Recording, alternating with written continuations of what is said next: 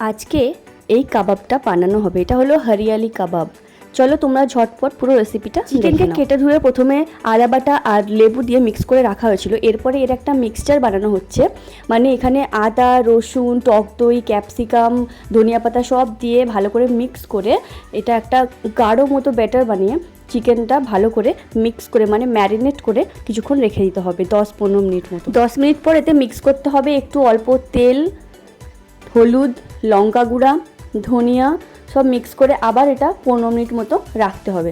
চলো ততক্ষণ আমরা কয়লাটাকে পুড়িয়ে নিই। একটা ছোট এরকম কয়লা নিয়ে সেটাকে ভালো করে পুড়িয়ে ওর মধ্যে দিয়ে একটা বাটারকে ভালো করে গরম করে গলিয়ে নিয়ে ওর মধ্যে দিতে হবে, মানে জাস্ট স্মোকিটা করার জন্য, স্মোকি স্মেল করার জন্য।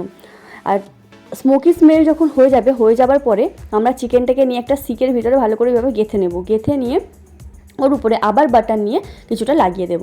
তারপর একটা তাওয়াতে অল্প তেল নিয়ে তাতে চিকেনগুলো ভালো করে এইভাবে নাড়িয়ে চাড়িয়ে মনে রাখতে হবে এই চিকেনটা হালকা আঁচে ভাজতে হবে।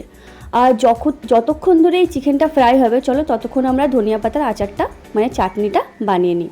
প্রথম দিতে হবে আদা, রসুন, লঙ্কা আর ধনিয়া পাতা, যতটা পরিমাণ তোমরা দেবে সেটা তোমাদের ব্যাপার।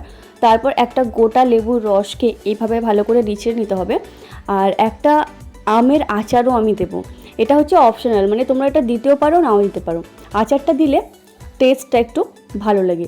তো এর মধ্যে একটু অল্প লবণ দিয়ে চলো এটাকে ঘুরিয়ে চাটনিটা বানিয়ে। এরপরে রেডি হয়ে গেল আমাদের হরিয়ালি কাবাব, তার সঙ্গে ধনিয়া পাতার চাটনি।